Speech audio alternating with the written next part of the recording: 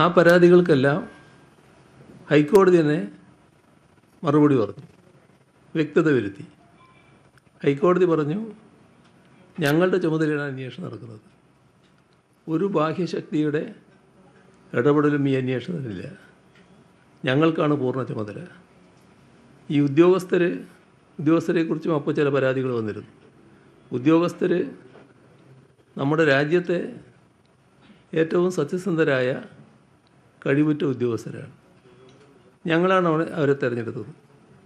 കഴിവാണ് മാനദണ്ഡം.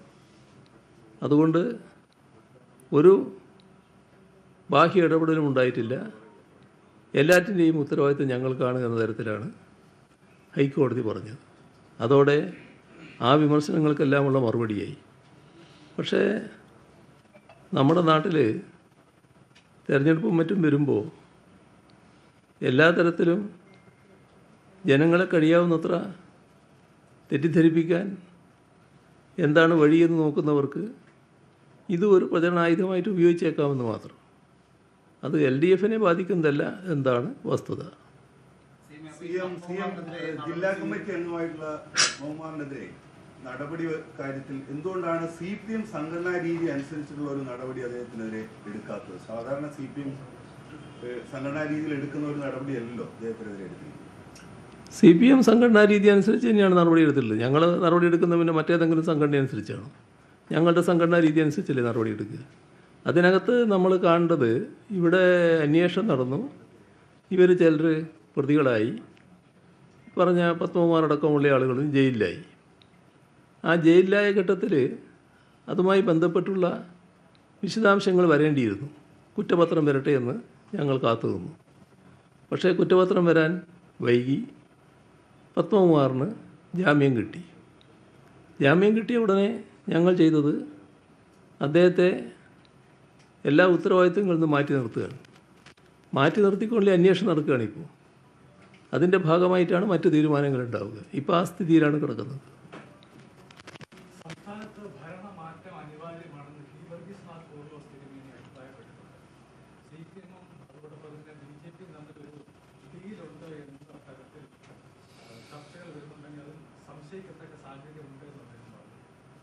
അദ്ദേഹം ആ തരത്തിലേക്ക് എത്തിയല്ലേ?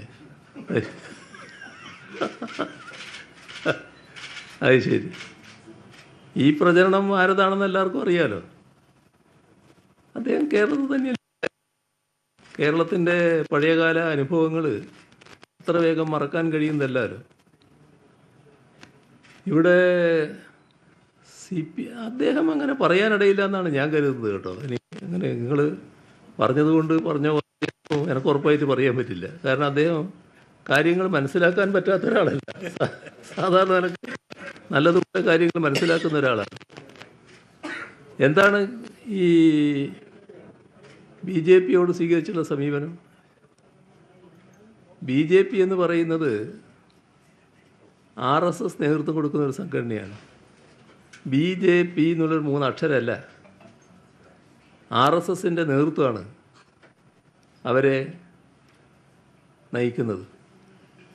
RSS-ൻ്റെ നയമാണ് അവരംഗീകരിക്കേണ്ടത്. ഇവിടെ RSS ഏതെല്ലാം തരത്തിലുള്ള പ്രവർത്തനങ്ങൾ നടത്തിയിട്ടുണ്ട് എന്നത് എല്ലാവർക്കും അറിയാവുന്ന കാര്യമാണ്. RSS-നെതിരെ BJP-ക്കെതിരെ വിട്ടുവീഴ്ചയില്ലാത്ത നിലപാട് സ്വീകരിച്ചത് എല്ലാ കാലത്തും ഇടതുപക്ഷമാണ്, പ്രത്യേകിച്ച് CPI-യുമാണ്. ആർക്കും നിഷേധിക്കാവുന്ന കാര്യമല്ലത്. അതിൻ്റെ ഭാഗമായി തന്നെ ഞങ്ങളുടെ ഒരുപാട് സഖാക്കൾ ജീവൻ നൽകേണ്ടി വന്നിട്ടുണ്ട്. ഇന്നും മാരകമായി പരിക്കേറ്റ് ജീവിക്കുന്ന രക്തസാക്ഷികളായി കിടക്കുന്നവരുണ്ട്. അങ്ങനെയെല്ലാമുള്ള അനുഭവമാണ് ഞങ്ങൾക്കുള്ളത്. എന്നാൽ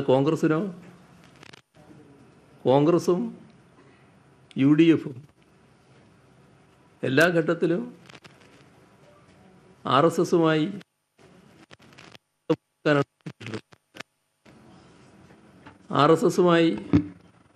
ബന്ധമുണ്ടാക്കാനാണ് എല്ലാ ഘട്ടത്തിലും ശ്രമിച്ചിട്ടുള്ളത്.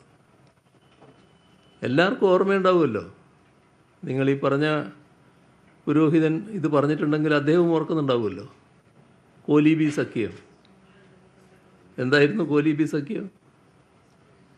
അന്ന് വടകര പാർലമെൻറ്റ് മണ്ഡലം, ബേപ്പൂർ അസംബ്ലി മണ്ഡലം, 2 സീറ്റ്, പാർലമെൻറ്റിലൊരു സീറ്റ്, അസംബ്ലിയിലൊരു സീറ്റ് BJP നൽകുന്നു. ആ സീറ്റുകൾ BJP കൊടുക്കുമ്പോൾ മറ്റ് സീറ്റുകളിലൊക്കെ RSSഉം BJPയും UDF പിന്താങ്ങും. ഇതായിരുന്നില്ലേ കരാർ? അതനുസരിച്ച് കാര്യങ്ങൾ നീങ്ങിയില്ലേ? അത് പുറത്തായി പോയതുകൊണ്ട് ജനങ്ങൾ നല്ലതുപോലെ അതിൽ ഇടപെട്ടു. ആ 2 മണ്ഡലവും LDF തന്നെ നല്ല രീതിയിൽ വിജയിച്ചു വന്നു. പക്ഷെ അത്തരമൊരു കൂട്ടുകെട്ട് ഉണ്ടാക്കുന്നതിന് വല്ല ജാള്യത അവർക്കുണ്ടായോ? ആ കൂട്ടുകെട്ടില്ല എന്ന് പറയാൻ പറ്റുമോ? ഇവിടെ ഒരു കാലം UDF ഭരിക്കുന്നു. RSS നേതാവ് UDFൻ്റെ മുഖ്യമന്ത്രിയെ ചൂണ്ടി പറയുകയാണ്, നിങ്ങളാ കസേരയിലിരിക്കുന്നത് 41 മണ്ഡലത്തിൽ ഞങ്ങൾ നൽകിയ പിന്തുണ കൊണ്ടാണെന്ന് ഓർക്കണമെന്ന്. അതല്ലേ കോൺഗ്രസിൻ്റെ അനുഭവം? എല്ലാ കാലത്തും ഇത്തരം ശക്തികളുമായി കൂട്ടുകൂടാനല്ലേ തയ്യാറായിട്ടുള്ളത്? ഇപ്പോൾ 2016 നേമത്ത് നിന്ന് BJP ജയിച്ചു വന്നല്ലോ. നിയമസഭയിൽ അക്കൗണ്ട് തുടങ്ങിയല്ലോ. എങ്ങനെയായിരുന്നു അക്കൗണ്ട് തുടങ്ങിയത്? നിയമസഭയിൽ മത്സരം നടന്നപ്പോൾ ആ നിയമ സീറ്റിൽ കോൺഗ്രസിൻ്റെ വോട്ടിന് എന്ത് സംഭവിച്ചു? വലിയ ഇടിവല്ലേ കോൺഗ്രസിൻ്റെ വോട്ടിന് പറ്റിയത്? എന്നാൽ വേറൊരു മണ്ഡലത്തിൽ നിന്ന് ഒരു കോൺഗ്രസ് നേതാവിന് ജയിച്ചു വരാൻ വേണ്ടി ഉണ്ടാക്കിയ ഡീലായിരുന്നില്ലേ അത്? ആ ഡീലിൻ്റെ ഭാഗമായിട്ടല്ലേ അക്കൗണ്ട് തുറക്കാൻ BJPക്ക് കഴിഞ്ഞത്? അന്നത് വേണ്ടത്ര ആളുകൾക്ക് വ്യക്തമായിരുന്നില്ല. പിന്നീട് ഞങ്ങൾ പരസ്യമായ നിലപാടെടുത്തല്ലോ. 2021 പരസ്യമായി പറഞ്ഞല്ലോ, ഇവിടെ തുറന്ന അക്കൗണ്ട് ഇവിടെ തന്നെ പൂട്ടിക്കും. ഇത് നേമത്ത് വെച്ച് തന്നെ ഞങ്ങൾ പ്രഖ്യാപിച്ചല്ലോ. അങ്ങനെയല്ലേ അത് പൂട്ടിക്കുകയും ശിവൻകുട്ടി നിയമസഭയിലേക്ക് തിരഞ്ഞെടുക്കപ്പെടുകയും ചെയ്തത്? എന്ത് വൃത്തികേടും കാണിക്കാൻ മടിയില്ലാത്ത ഒരു കൂട്ടരാണ് ഈ പറയുന്ന കോൺഗ്രസ് എന്നത് ആർക്കും അറിയാത്തത്? ഇത് കേരളത്തിലെ കോൺഗ്രസിൻ്റെ കഥ. എന്താണ് കോൺഗ്രസിൻ്റെ അഖിലേന്ത്യാ നേതൃത്വത്തിൻ്റെ അവസ്ഥ? എന്താണ് BJPയോട് അവർ സ്വീകരിക്കുന്ന നില? രാഹുൽ ഗാന്ധിയും കോൺഗ്രസും എത്ര കണ്ടാണ് BJPയുടെ B ടീമായി മാറുന്നത്? എല്ലാവരുടെയും ശ്രദ്ധയിലുള്ള കാര്യമല്ലേ? വടക്കേ ഇന്ത്യ, ഡൽഹി ആയിരുന്നല്ലോ BJP ഭരണമില്ലാത്തൊരു നാട്. കെജ്രിവാളും AAPയുമായിരുന്നല്ലോ അവിടെ ഉണ്ടായിരുന്നത്.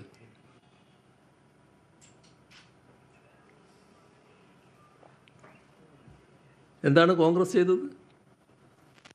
BJP പ്രതിപക്ഷത്തെ വേട്ടയാടുന്നു, BJP ഇതര ഗവൺമെൻറ്റുകളെ വേട്ടയാടുന്നു. അപ്പോൾ അവിടുത്തെ കെജ്രിവാളിൻ്റെ മന്ത്രിസഭയിലെ ഒരു മന്ത്രിയെ അറസ്റ്റ് ചെയ്തു, ഒരു കേസിൽപ്പെടുത്തിയിട്ട്.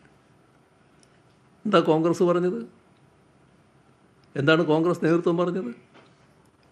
ഇയാളെയാണോ അറസ്റ്റ് ചെയ്യേണ്ടത്, കെജ്രിവാളിനെയല്ലേ എന്നല്ലേ ചോദിച്ചത്? കെജ്രിവാളിനെ അറസ്റ്റ് ചെയ്തപ്പോൾ പടക്കം പൊട്ടിക്കുകയായിരുന്നില്ലേ കോൺഗ്രസ്? കൈയടിച്ച് പ്രോത്സാഹിപ്പിക്കുകയല്ലേ ചെയ്തത്? ഇപ്പോൾ കോടതി കെജ്രിവാളിനെ കുറ്റവിമുക്തനാക്കിയല്ലോ. കോടതി നടപടി BJPക്ക് മാത്രമല്ലല്ലോ, കോൺഗ്രസിനും കോൺഗ്രസിൻ്റെ നേതൃത്വത്തിനും മുഖത്തേറ്റ അടിയായല്ലേ മാറിയത്? ഇതൊരു ഭാഗം. അവിടെ നിയമസഭാ തെരഞ്ഞെടുപ്പ് വന്നു. ഒരു സീറ്റും കോൺഗ്രസിനില്ലാത്തൊരു നാടല്ലേ അത്. എന്നാൽ ഉള്ള ശക്തി എന്തിനാ ഉപയോഗിച്ചത്? BJP ഒഴിവാക്കാനാണോ? BJP ഒഴിവാക്കാനാണെങ്കിൽ AAP അല്ലേ സഹായിക്കേണ്ടത്? അവിടെ അതിശക്തമായി AAP എതിർക്കല്ലേ ഇത്. അങ്ങനെ AAP അതിശക്തമായി എതിർത്താൽ ആരാ ജയിച്ചു വരികയെന്ന് അവിടുത്തെ സ്ഥിതിയിൽ എല്ലാവർക്കും അറിയാലോ. അത് BJP അല്ലേ. BJP ജയിച്ചു വന്നല്ലോ. അപ്പോൾ BJPയുടെ B ടീമായിട്ടല്ലേ ഫലത്തിൽ അവർ പ്രവർത്തിച്ചത്. ഇതേ കാര്യം തന്നെ ഹരിയാനയുടെ കാര്യം നോക്കൂ നിങ്ങൾ. ഹരിയാന നിയമസഭ ആ തെരഞ്ഞെടുപ്പിൽ BJP അധികാരത്തിൽ വരുമെന്ന് അവർ തന്നെ കണക്കാക്കുന്നില്ല. എല്ലാവരും ഉറപ്പിക്കുന്നു BJPയെ പരാജയപ്പെടുത്താനാവും. എങ്ങനെയാണ് BJPക്ക് തിരിച്ചു വരാൻ കഴിഞ്ഞത്? BJPയെ നേരിടാനുള്ള ശക്തി ഇന്ന് പലയിടത്തും നമ്മുടെ രാജ്യത്തെ മറ്റ് രാഷ്ട്രീയ പാർട്ടികൾക്ക് ഒറ്റയ്ക്കില്ല. അപ്പോൾ സാധാരണഗതിയിൽ BJP എതിർക്കാൻ താല്പര്യമുള്ള എല്ലാവരെയും ഒന്നിച്ചു നിർത്താൻ ശ്രമിക്കണം. ആ കാര്യം ചെയ്തോ കോൺഗ്രസ്? ഒന്നിച്ചു നിൽക്കാൻ സന്നദ്ധയുള്ളവരെയൊക്കെ അകറ്റിക്കളഞ്ഞില്ലേ? അതല്ലേ നടന്നത്? അതല്ലേ BJPയുടെ ജയത്തിലേക്ക് എത്തിച്ചത്? യഥാർത്ഥത്തിൽ ഫലത്തിൽ BJPയുടെ പാർട്ടിയായി മാറുകയല്ലേ ചെയ്തത്. ഇതല്ലേ നാം കാണേണ്ടത്. ബീഹാർ അടക്കമുള്ള തെരഞ്ഞെടുപ്പുകൾ എടുത്തു നോക്കിക്കോളൂ. തെരഞ്ഞെടുപ്പ് വരുമ്പോൾ ആദ്യമേ തന്നെ കുളം കലക്കുന്ന നടപടിയെടുക്കും. രംഗം കലുഷിതമാക്കിയിട്ട് പിന്നെ പറഞ്ഞിട്ട് എന്താ കാര്യം? രംഗം കലുഷിതമാകുമ്പോൾ അതിൻ്റെ ഗുണഫലം കിട്ടുന്നത് BJPക്കല്ലേ. ബീഹാർ അടക്കമുള്ള തെരഞ്ഞെടുപ്പ് ഫലത്തെ ആദ്യത്തെ കോൺഗ്രസിന് സമീപനം സ്വാധീനിച്ചില്ലേ? എല്ലാം BJPക്കല്ലേ സഹായകരമായിട്ട് വന്നത്. ഇങ്ങനെയെല്ലാം നേരത്തെ ചെയ്തവർ, ഇപ്പോൾ ചെയ്തുകൊണ്ടിരിക്കുന്നവർ, അവരുടെ നിലപാടിൽ ഒരു മാറ്റവും ഇല്ലാതെ താൽക്കാലിക ലാഭത്തിന് വേണ്ടി കൂട്ടുകൂടാൻ തയ്യാറാകുന്നവർ, ഒരു കാലത്തും BJPയോട് വിട്ടുവീഴ്ചയില്ലാത്ത നിലപാട് സ്വീകരിച്ച ഞങ്ങൾക്ക് നേരെ ആക്ഷേപം ഉന്നയിക്കാൻ തയ്യാറാകും.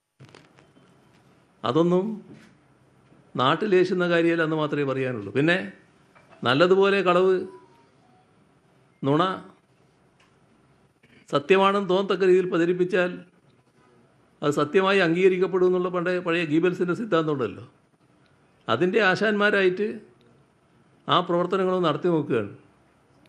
പക്ഷേ ഈ അനുഭവമൊന്നും നാടിനോ നാട്ടുകാർക്കോ മറക്കാൻ കഴിയുന്നതല്ല.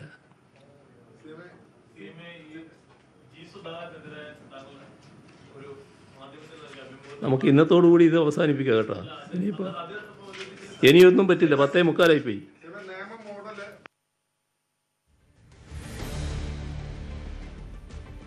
മുഖ്യമന്ത്രി പിണറായി വിജയൻ ആണ് മാധ്യമങ്ങളോട് സംസാരിച്ചത്. അതിരൂക്ഷമായ വിമർശനമാണ് മുഖ്യമന്ത്രി ഡീലുമായി ബന്ധപ്പെട്ട ചോദ്യങ്ങൾക്ക് അടക്കം മാധ്യമങ്ങളോട് പ്രതികരിച്ചത്. പ്രത്യേകിച്ച് കോൺഗ്രസിനെ കടന്നാക്രമിക്കുന്ന ഒരു സമീപനമുണ്ടായി. രാഹുൽ ഗാന്ധിയെയും അതിരൂക്ഷമായി വിമർശിക്കുന്ന സാഹചര്യമാണ് ഉണ്ടായത്. BJP ഇതര പാർട്ടികൾ ഒരുമിച്ച് നിൽക്കുവാനുണ്ടാകുന്ന രാഷ്ട്രീയ സാഹചര്യത്തെ ഇല്ലാതാക്കുന്നത് കോൺഗ്രസ് ആണ് എന്നും തെരഞ്ഞെടുപ്പുകൾ വരുമ്പോൾ തുടക്കത്തിൽ തന്നെ അതിൽ കുളമാക്കുന്ന സാഹചര്യമാണ് കോൺഗ്രസ് സൃഷ്ടിക്കാറുള്ളത് എന്നുമാണ് പറയുന്നത്. ദേശീയ തലത്തിലടക്കം BJPയെ എതിർക്കേണ്ട രാഷ്ട്രീയ സാഹചര്യത്തെ ഇല്ലായ്മപ്പെടുത്തുന്നത് BJPക്ക് വളം വെച്ച് നൽകുന്നത് കോൺഗ്രസ് എന്ന നിലയിലേക്ക് ആണ് മുഖ്യമന്ത്രിയുടെ വാക്കുകൾ എന്നതാണ് ഈ തെരഞ്ഞെടുപ്പിലെ ഏറ്റവും ശ്രദ്ധേയമായ പ്രതികരണം എന്നത് എടുത്തു പറയേണ്ടതാണ്. ഒരു പക്ഷേ ദേശീയ തലത്തിൽ നിന്ന് നോക്കുമ്പോൾ പശ്ചിമ ബംഗാളിലടക്കം വോട്ടെടുപ്പ് നടക്കുമ്പോൾ അവിടെ ഒരേ മുന്നണിയുടെ ഭാഗമാണ് കോൺഗ്രസും CPIM എന്ന് നിൽക്കെ ആണ് കേരളത്തിൽ ഇത്തരം പരാമർശം കേരളത്തിന്റെ മുഖ്യമന്ത്രിക്ക് നടത്തേണ്ടി വരുന്നത് എന്നുള്ളത് കൂടിയാണ് എടുത്തു പറയേണ്ടത്.